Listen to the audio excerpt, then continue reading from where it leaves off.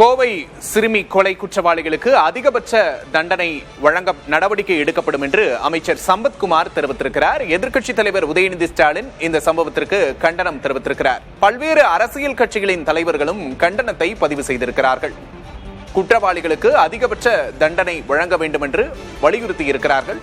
தொடர்ந்து சிறுமியின் உறவினர்கள் மற்றும் இளைஞர்கள் நேற்று இரவிலிருந்தே தொடர் போராட்டத்தில் ஈடுபட்டு வருகிறார்கள். சிறுமியின் உடல் பிரேத பரிசோதனை உடற்கூறாய்வு நடந்து வரும் நிலையில் குற்றவாளிகள் அரசு மருத்துவமனையில் அனுமதிக்கப்பட்டிருக்கிறார்கள். கோவை சிறுமி கொலை குற்றவாளிகளுக்கு அதிகபட்ச தண்டனை வழங்க நடவடிக்கை எடுக்கப்படும் என்று அமைச்சர் சம்பத்குமார் தெரிவித்திருக்கிறார். சிறுமி கொலை வழக்கு தொடர்பாக என்னென்ன நடவடிக்கைகள் எடுக்கப்பட்டிருக்கிறது என்பது தொடர்பாக செய்தியாளர் பிரவீன் தகவல்களை வழங்க கேட்டோம். குற்றவாளிகளுக்கு அதிகபட்ச தண்டனை வழங்க வேண்டும், இந்த வழக்கில் விரைந்து நடவடிக்கைகள் எடுக்கப்பட வேண்டும் என்பது அவரது குடும்பத்தார் தரப்பு கோரிக்கையாக இருக்கிறது. தமிழகத்தையே உலுக்கி இருக்கிறது கோவை சிறுமி வழக்கு. 10 வயது சிறுமி கோவையில் கொலை செய்யப்பட்டிருக்கிற சம்பவம் பெரும் அதிர்ச்சியை ஏற்படுத்தி இருக்கிறது. தொடர்ந்து இது தொடர்பாக நடவடிக்கைகள் எடுக்கப்பட்டு வருகின்றன. கோவை ஐஜி தலைமையில் காவல்துறையினர் தொடர் விசாரணையில் ஈடுபட்டு 2 பேரை குற்றவாளிகள் என்று பிடித்திருக்கிறார்கள். இது தொடர்பாக அமைச்சர் சம்பத்குமார் செய்தியாளர்களை சந்தித்தார். காட்சிகளை பார்க்கலாம்.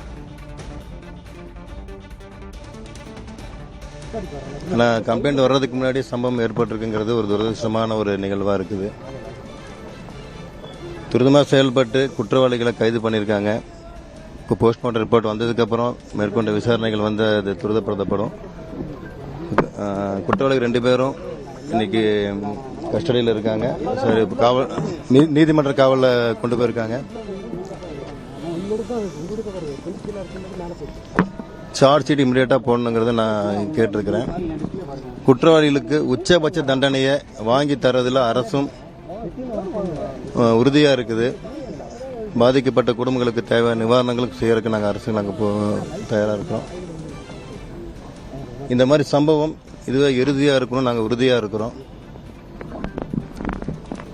குற்றம் செய்யறவங்களுக்கு பயம் இருக்கணும். இனிமேல் இந்த மாதிரி குற்ற சம்பவத்தில் ஈடுபடுறது அது மாதிரி சிந்தனையே வரக்கூடாத அளவுக்கு தண்டனைகளுக்கு கடமைப்படுத்தப்படுறதுங்கிறது முதல்வருடைய எண்ணமாக இருக்குது. நிச்சயமாக செயல்படுத்துவார்.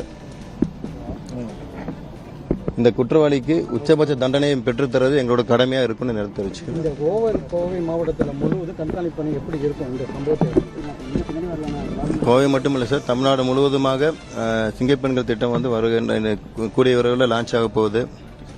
27ஆம் தேதி சொல்லியிருக்காங்க. 27ஆம் தேதி லான்ச் ஆகிறதுக்கு உண்டான ஏற்பாடுகள் நடந்துட்டு இருக்குது. அதன் மூலமே வந்து எல்லா பகுதிகளின் கண்காணிப்பு தீவிரப்படுத்தப்படும்.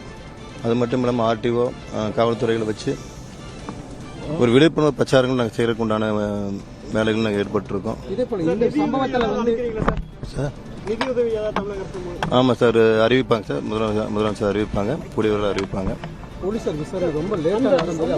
இல்லை சார், இப்போ அதாவது எங்களுக்கு வந்த தகவலின்படி கம்ப்ளைண்ட் வர்றதுக்கு முன்னாடி சம்பவங்கள், அதாவது திரும்பி இறந்துட்டாங்கிறது எங்களுக்கு தகவல் வந்திருக்கு. 9 மணிக்கு தான் வந்து கம்ப்ளைண்ட் வந்திருக்கு. 8 மணிக்கு மேலே 8-9 மணிக்கு கம்ப்ளைண்ட் வந்திருக்குதா சொல்கிறாங்க.